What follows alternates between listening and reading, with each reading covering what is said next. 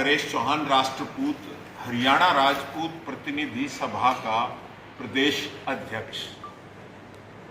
आज विशेष रूप से झज्जर में हम एक अभियान मुहिम लेके चले हुए हैं, मिशन परिसीमन 2026। इन एडवांस हम उन चीज़ों को लेके चल रहे हैं। जैसे आज का दौर 25 साल की लेके चल रहा है, तो हम भी 26 की अभी से तैयारी कर रहे हैं। हमने सबसे पहले तो ये कि भाई हम जातिवाद के समर्थक हैं। हम चाहते हैं कि जनगणना जो 2011 में जाति आधार पर की गई थी, लेकिन नहीं उसको डिस्क्लोज किया जा रहा, 2026 परिसीमन में भी वो 2011 की जनगणना ही लागू होगी। नई जनगणना हुई तो और टाइम लगेगा। तो हम चाहते हैं कि जातिगत जनगणना शुरू की जाए, उसके हम हामी हैं, समर्थक हैं। और हम ही नहीं, पिछले 10 साल से जो देश में प्रदेश में मोदी राज चल रहा है, जो सनातन चल रहा है, जो राम जी की प्राण प्रतिष्ठा हुई है, ये मनुवादी व्यवस्था का ही प्रतीक है। तो इसमें हम कोई गलत बात नहीं कर रहे।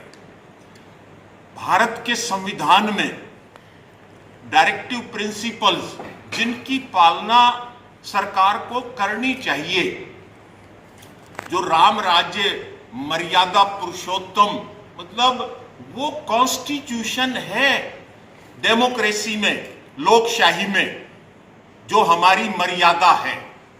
तो डायरेक्टिव प्रिंसिपल्स में अगर किसी जाति, किसी समाज, किसी वर्ग के साथ निरंतर भेदभाव और असमानता की जा रही है, तो उसका समाधान लोक कल्याणकारी राज्य, वेलफेयर स्टेट है हमारा देश, उन्हें करना चाहिए। लोकशाही से पहले भी 1921 में एक किस्म से इलेक्शन प्रोसेस शुरू हुआ था, लेकिन उस टाइम तो चुनिंदा आदमियों को ही वोट देने का अधिकार था, चुनिंदा आदमी ही खड़े हो सकते थे। 1930 में एक इलेक्शन एक किस्म से सही मायने में शुरुआत हुई, और 1930 के इलेक्शन में भी अम्बाड़ा शिमला एक बहुत बड़ी कॉन्स्टिट्यूंसी ग्रामीण जनरल सीट होती थी। वहां से यमुनानगर के कंवर मामराज सिंह चौहान कांग्रेस की टिकट पर राजपूत समाज के एमएलए बने। बीटा गांव के ठाकुर रतन सिंह 1946 से 1951 तक उसी शिमला, अम्बाड़ा और पंजाब के पार्ट में वो एमएलए बने। लेकिन लोकशाही आने के बाद जो शासन में पार्टी आई, नेता आए, उन्होंने जो पार्लियामेंट और असेंबली में आरक्षण किया जाता है सीटों का, वहां अपनी मोनोपोली चलाई, एक किस्म से भेदभाव किया। जैसे गांव में चमार की ग्वाड़ी है, धानक की ग्वाड़ी है, वाल्मीकि, उन्होंने अम्बाड़ा को और सिरसा को एक किस्म से हरियाणा में ग्वाड़ी बना के रख दिया। निरंतर 75 साल हो गए वही सीटें रिजर्व चली आ रही हैं। आपके झज्जर में भी वही हाल है, बवानी खेड़ा में भी वही हाल है, बावड़ में भी वही हाल है, मुलाना में भी वही हाल है। लेकिन पंचायती राज में और नगर पालिका में वो राज नहीं है। वो भी भारत के संविधान में है। आर्टिकल 243 डी और आर्टिकल 243 टी, वो स्थानीय नगर पालिका, नगर प्रशासन, उनके लिए रोटेशन से रिजर्वेशन है। पंचायती राज में रोटेशन से रिजर्वेशन है। लेकिन उस संविधान के आर्टिकल 330 और 332 में पार्लियामेंट और विधानसभाओं की सीटों का आरक्षण जिस सीट पर एससी की आबादी ज्यादा होगी उस हिसाब से किया जा रहा है। तो ये कितना बड़ा भेदभाव है। खाली झज्जर का ही एससी एमएलए क्यों बने? बेरी में भी एससी 18% से 22% तक, बादली में भी एससी 18% से 22% तक, रोहतक शहर में भी 18 से 22% है। तो जब नगर पालिका में है, जब पंचायती राज में है, एमएलए एमपी में भी होना चाहिए रोटेशन से। एक हम इस मांग को लेके पब्लिक ओपिनियन बनाने के लिए, प्रेशर डालने के लिए अब चुनाव घोषणा हो गई है 2024 की। जो वोट मांगने आएगा, हम सर्व समाज की तरफ से, आज देश में कहते हैं कि मोदी की गारंटी है तो ये डेमोक्रेसी, लोकशाही से पहले राजशाही में गारंटी ठाकुर की हुआ करती थी। 2002 के डिलिमिटेशन में, 2005 में जो लागू हुआ, एक किस्म से रेवाड़ी सीट रिजर्व होने जा रही थी, लेकिन सरकार कांग्रेस की थी, कप्तान साहब एमएलए थे, वहां से मिनिस्टर भी थे हरियाणा सरकार में।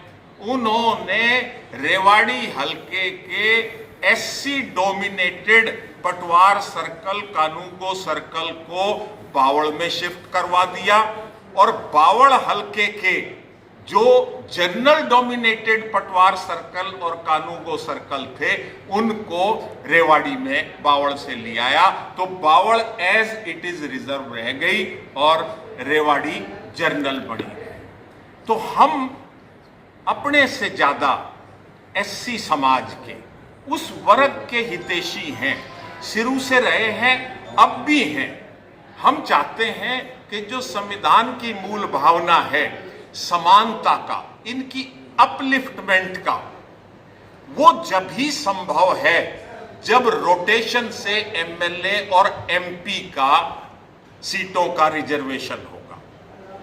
झज्जर आज रिजर्व है, लेकिन रोटेशन में झज्जर जब ओपन हो जाएगी और फिर अगले रोटेशन में जब झज्जर रिजर्व हो जाएगी, तो रिजर्व सीट से चाहे कांता हो, चाहे गीता बुखल हो, चाहे कर्नल निहाल सिंह हो, कोई भी उनकी परफॉर्मेंस देख के वो जनरल सीट पर भी खड़े हो पाएंगे। और आज 90 में से 17 सीटें एससी की हैं। हमारा ध्येय है कि 17 की बजाय, उनकी लिमिटेशन के बजाय 30-35 सीटें एससी समाज को मिले, वो जनरल सीटों से भी निकल के आए। राजपूत समाज एससी वर्ग को जनरल सीटों पर, हमारा कोई क्लस्टर नहीं है। राजपूत का तो एक बड़ा खेड़ा होता था, काश्तकारों को उनको बसा दिया।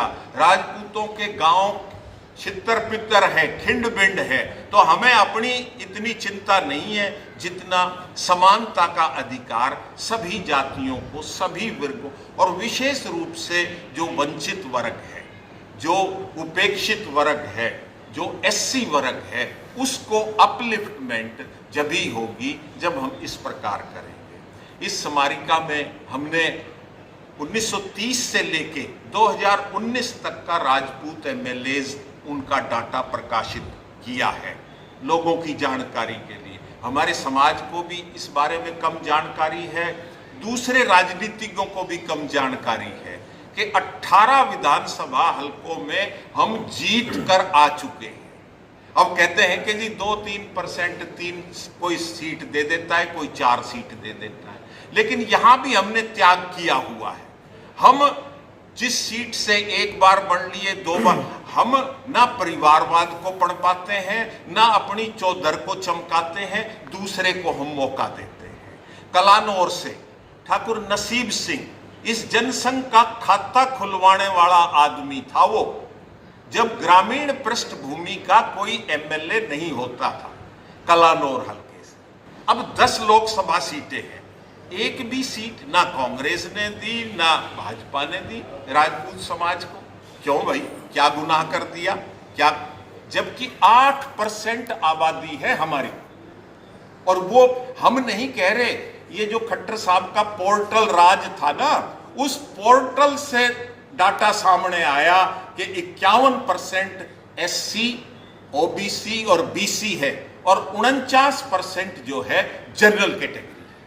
अब जनरल कैटेगरी में जाट आ गया, राजपूत आ गया, ब्राह्मण आ गया, बनिया आ गया, पंजाबी आ गया, बिश्नोई आ गया, रोड आ गया और माइनॉरिटीज आ गए।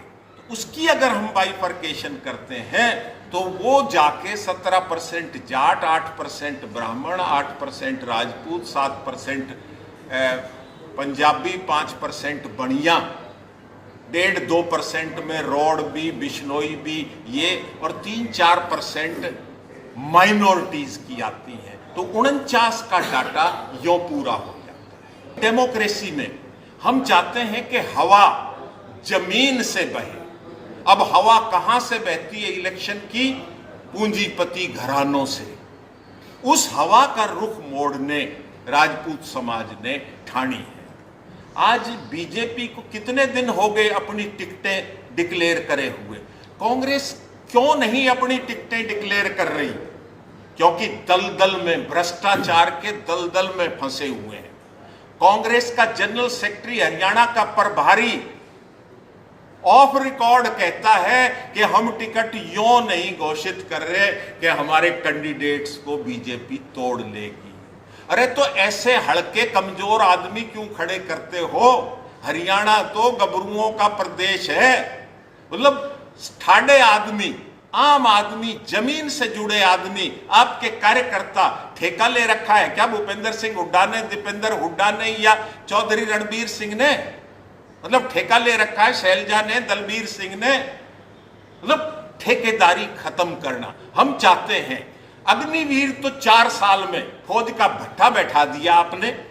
हमारी मांग है कि MP MLA भी सिर्फ एक योजना में रहना चाहिए, ना कि पुश्तैनी। इस तरह की चीजें, हम धन बल का प्रयोग खत्म हो, बाहुबल का प्रयोग खत्म हो, मतलब, और एक किस्म से जमीन से जुड़ा हुआ साधारण आदमी भी अपने दम पर जन समर्थन से इलेक्ट होके जाए। पहले भी तो इलेक्ट होके जाते थे। आज MP के लिए 95 लाख रुपए की इन्होंने लिमिट रख दी। भाई क्या करोगे? क्यों आप इनवाइट कर रहे हो कि भाई 95? आम आदमी, कोई गरीब गुरबा तो खड़ा होने की हिम्मत ही नहीं करेगा।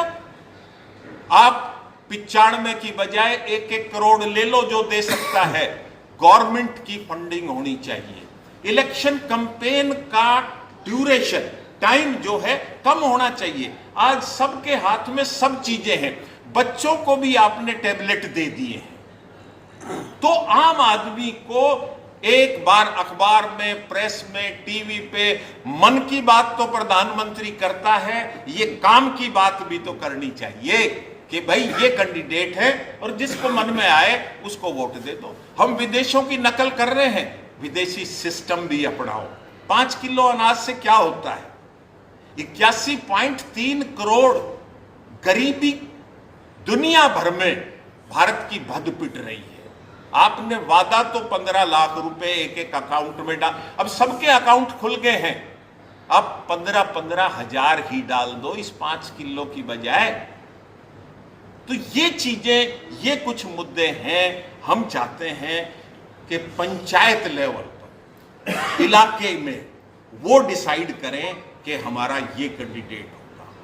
पार्टियों को हम मजबूर करें कि जमीन से जुड़े हुए आदमी को आप टिकट दो, उसको। वो नहीं देंगे तो लोग अपने आप डिसाइड करेंगे। हर पार्लियामेंट हलके में हम इस तरह की महापंचायत करने जा रहे हैं। 31 तारीख को कुलाड़ा चौक में, पृथ्वीराज चौहान चौक पर, इस तरह उस इलाके की एक किस्म से हमने महापंचायत बुलाई है। और इन सब बातों को हम लोगों के समर्थन के लिए आगे रखेंगे। और इस तरह से आज बड़ा अफसोस भी होता है कि फरवरी 2016 में किस तरह से मौजूदा सिस्टम ने, मौजूदा गवर्नमेंट ने जाट नॉन जाट का खेल, खूनी खेल एक किस्म से तांडव रचा और उसमें झज्जर की बहुत बड़ी कुर्बानी थी, झज्जर की बहुत बड़ी। अब उस झज्जर की कुर्बानी को कहीं ना कहीं 2-4 महीने के लिए नायब सैनी का मल्हम लगा के उसको वो कर, ये भी जले पे नमक छिड़कने वाली बात है। इन चीजों को, ये जो नापाक इरादे इस सिस्टम के हैं, पब्लिक त्राही त्राही कर रही है। हम चाहते हैं कि पब्लिक अपना नेतृत्व खुद चुने, अपना नुमाइंदा खुद चुने। इन्हीं ने ठेका नहीं ले रखा कि भाई इन्हीं के घर बसते रहें, इन्हीं की पीढ़ियां दुरुस्त होती। 2016 की बात जो आपने की है वो आज आपको याद आई है? हम हमेशा, मैं तो YouTube पर भी, रेवाड़ी में भी और वैसे भी, और हमेशा हम तो 30 जनवरी 1970 की बात और फरवरी 2016 की चंडीगढ़ SYL पर खाम खा का ढोंग रचते हैं इलेक्शनों के टाइम। अगर कहीं खून का कतरा गिरा था तो रेवाड़ी में चंडीगढ़ के मसले पर 6 युवाओं ने पुलिस की गोली। लेकिन उस टाइम सिस्टम डरता था, आम आदमी सिस्टम से डरता था। उनका रिकॉर्ड भी गायब कर दिया और किसी ने क्लेम भी नहीं किया कि हमें कोई मुआवजा मिले या भाई पुलिस गोली के शिकार हुए। वो बोले जी कोई बात नहीं, मर गया, रहने दो। लोग डरते थे और आज हालात दूसरे हैं। तो हम बार बार इस चीज को कि जो ये सत्ता में बैठे लोगों की जान से खिलवाड़ करके अपनी कुर्सी को बचाते हैं, उससे हमें बहकावे में नहीं आना चाहिए, उस रो में हमें नहीं बहना चाहिए। हम थी सनातन धर्म की और पहले उसमें क्षत्रिय का ही दायित्व, राजपूत का ही दायित्व था कि इन बातों की रक्षा करें। आज सब लोग मेरे को जी उसमें BC में कर दो, मेरे को OBC में कर दो। अरे जिनके लिए है उनकी सोड़ में क्यों घुसते जा रहे हो? वह सोड़ ही फाट जाओगी एक दिन। मतलब आप आगे क्यों नहीं बढ़ते? अगर कोई आदमी, कोई वर्ग उस टाइम 10 साल के लिए वो प्रोविजन था, तो उन आदमियों को आगे बढ़ाओ, उनको उस सिस्टम से निकालो और जनरल कैटेगरी में लेके आओ, ना कि उन्हीं की उसमें तुम अपने आपा को खो। आपको मैं याद दिलाऊं, लाहौर हाई कोर्ट की जिला नहीं था, मतलब एक केस जिसमें शूद्र और जाटों के कस्टम, एक केस डिसाइड हुआ था और प्रीवी काउंसिल तक गया हुआ था। तो उस केस को आज हम रिवाइव कर, हम तो आगे बढ़ गए। आज जाट सम्मानजनक पोजीशन में है, बहुत अग्रणी पोजीशन में है, और आज हम अपनी पोजीशन को खुद डाउन करने में लगे हुए हैं। ये बड़े दुर्भाग्य।